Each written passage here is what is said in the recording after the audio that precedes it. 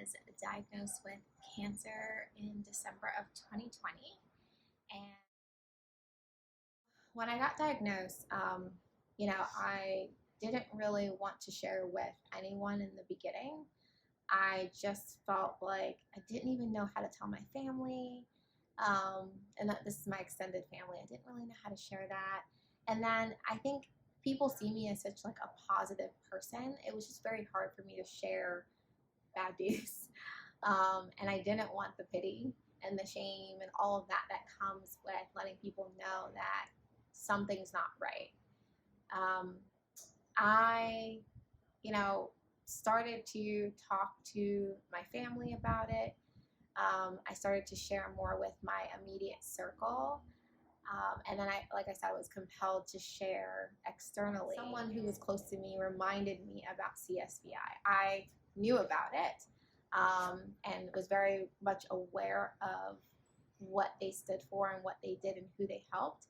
But I didn't necessarily see me as someone that they helped because I was middle class, I was doing okay, and I felt a little guilty even going to them to ask for help in the first place. It was more than just the money. It was the warmth. It was the support. It was the resources that Cancer Support VI gave me. It was super helpful, and they made me not feel bad, guilty, shame for asking for help. They were like, "No, you better come and ask for this money."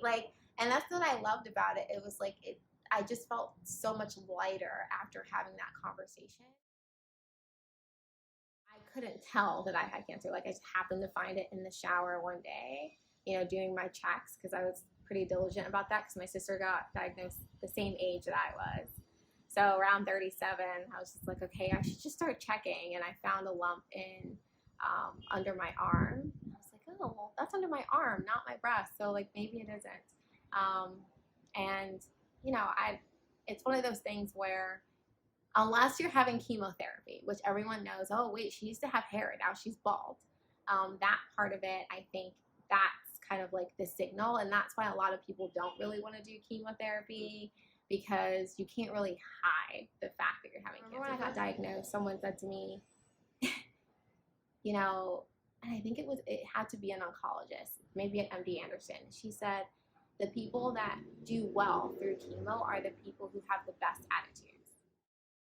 I went off island to MD Anderson to get my second opinion.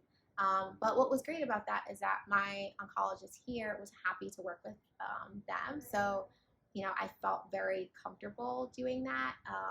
So I did that. And then I was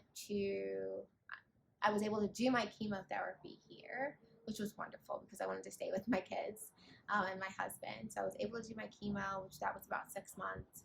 I went off island for my double mastectomy and reconstruction. I went to New Orleans. That was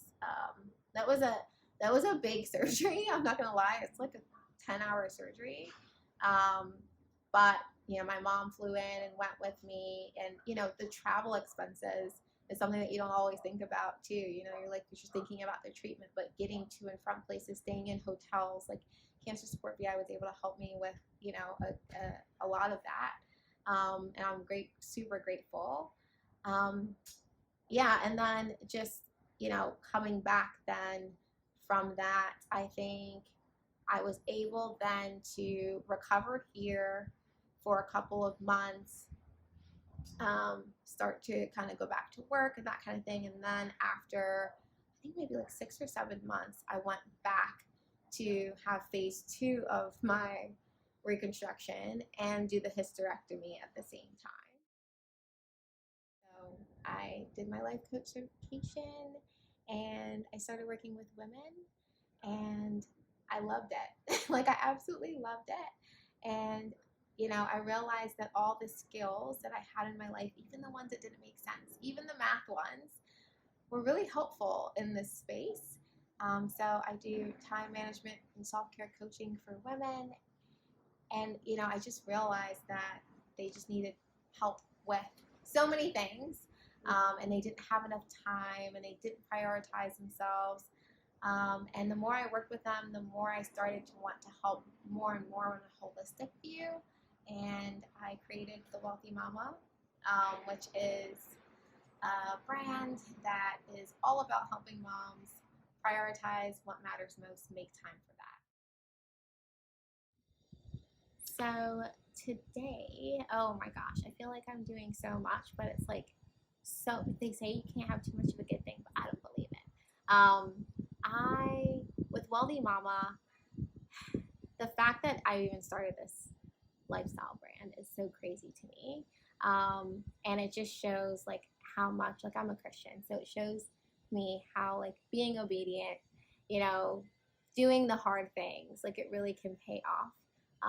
And not even like in the financial sense, I love my life, and that's like enough for me.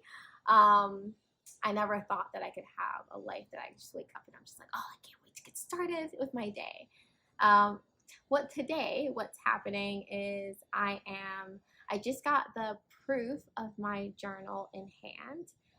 So the Wealthy Mama journal is going to be coming out in the holidays, and I got that proof and I like cried because it's pink, right? And it's a nod to my breast cancer diagnosis. And I wanted to just honor that, because I think without that catalyst, I might have stayed on that same boring, safe, scared path that I was on. And, you know, with the diagnosis, now I am able to just share so much of myself with other people and encourage other women to design lives that they absolutely love. So that journal is a self-love journal, 30 lists to help you love yourself and get to know yourself more. And it'll be a keepsake. Maybe one day you'll be able to share it with your kids and grandkids, and they'll get to learn a little bit about you. With the retreat, I am hosting a women's intimacy retreat at the Hideaway at Hull Bay on December 2nd.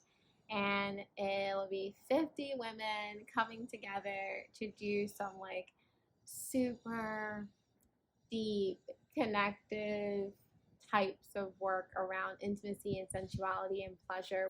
So I just want to bring some joy and sensuality and pleasure back into the lives of women who are like the anchors for their families, right? So that's going to even strengthen our families even more. Cancer Support VI is one of the sponsors, and we are hosting at least 24 survivors and caregivers at the retreat. So I am super pumped just to be in that space and see the transformation. If you are interested in getting or purchasing a ticket, then you can go to www.melissaklowe/selfishsummit 2023.